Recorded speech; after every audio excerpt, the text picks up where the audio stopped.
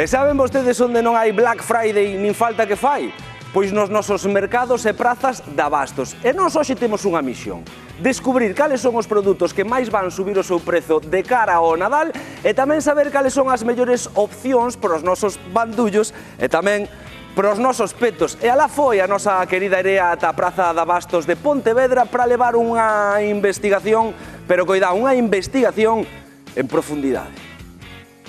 A menos dun mes para as comidas e ceas de Nadal, na Hora Galega checámonos ao mercado de Pontevedra para saber cales son os produtos máis caros, as tendencias e algún que outro conselliño dos que máis saben, dos praceiros.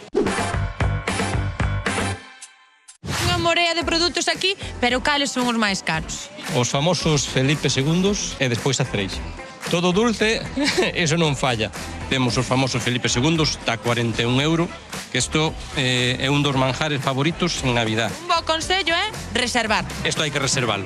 Os famosos panetóns non nos mandan directamente de Italia, isto tamén, son os máis. O de chocolate ou de pistacho, 35 €, o clásico, 30 €, e isto 41.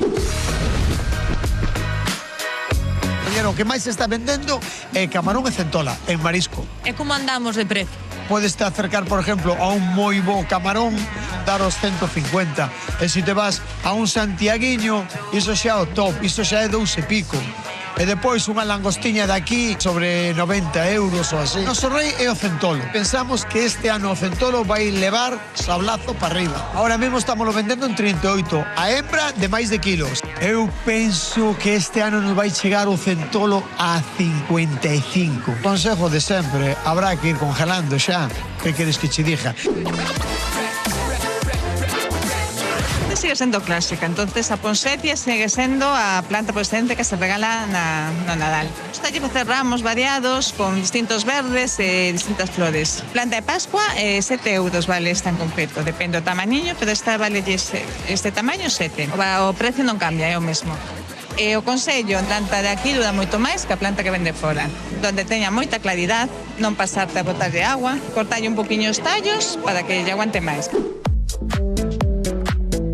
Para estas navidades está claro que, bueno, o produto estrela é o cordeiro, non é o produto que máis se vende, a tenreira está ganándolle moi probablemente polo precio. Pero xa ronda os 25 € o kilo, non é pouco. É o cordeiro que conten que, sí, claro, vai subir segurísimo.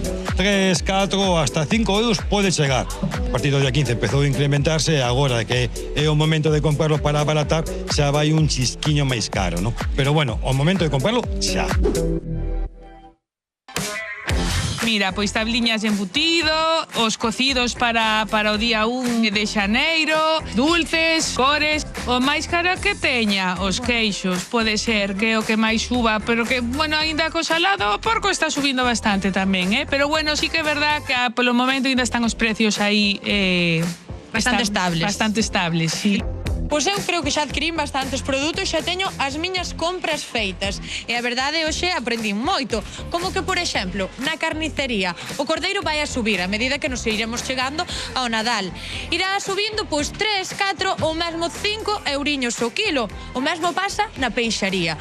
Ali agora mesmo o rei son os camaróns e a centola. A centola non chega aos 50, pero a medida que nos cheguemos ao Nadal, aí pode incluso ascender dos 60 €. E agora xa por último, estas cousiñas hai que reservalas porque voan. Eu xa teño as miñas. E vos?